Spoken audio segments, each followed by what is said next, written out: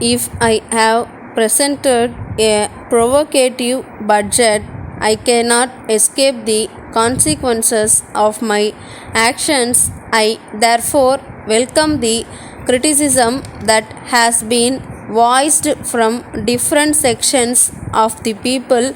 My proposals still hold the ground and no alternatives which would help the government maintain the tempo had been adumbrated.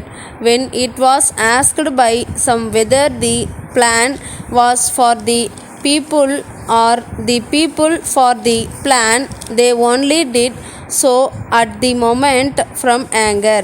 There could hardly be any doubt that the plan was for the people. So far as we on this side are concerned, we went before the electorate a few months back with only one weapon in our armory. We promised the people that through the instrument of this second plan we shall change the economic structure of the country to an extent that will show visible results in the standards of living of the common man. Our main hurdle was the storage of foreign exchange, as the planners has recognized if some more exchange was available, then they could inject a little dose of deficit financing into the country. Obviously, this forms our main obstacles, but it is secondary to the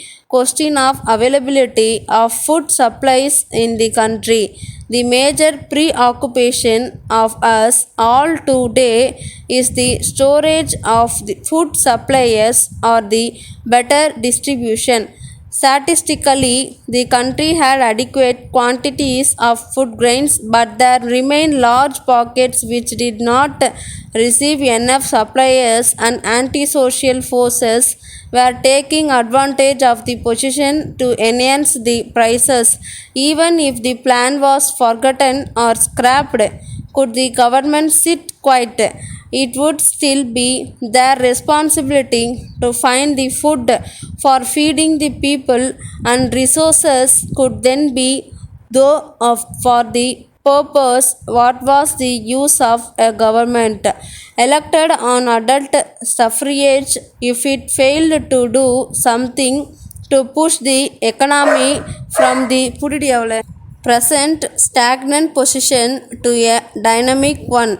It is true that a large purchasing power remained with many people, but it was not reflected in savings because they do not have that habit. If someone were to say scrap the third steel plant, it might be a wild suggestion.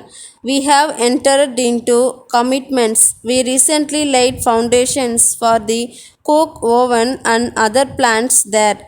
Borrowings were being made on deferred credits from friendly countries. All these have got to be paid in future. Nothing fruitful could be derived from asking us to freeze all foreign assets and inhibit remittance abroad. The jute exports might contract, tea exports might not increase, cotton textiles might diminish, and a little more might then be invisible for engineering projects, but still would be the only commodity on whose basis there could reasonably be exchanges between countries in future. It can, however, be admitted without reservations of many projects do not yield the returns expected from them. Some projects are there where even if all the agricultural schemes are put into operation, the income would hardly be sufficient to amortize the capital or even pay the interest charges on them. There exists already the organization and the methods division and a violence wing. We prodigiously endeavor to put a doubt check and an extra clamp on waste. It had freely been maintained both here and elsewhere to extend the period of the plan.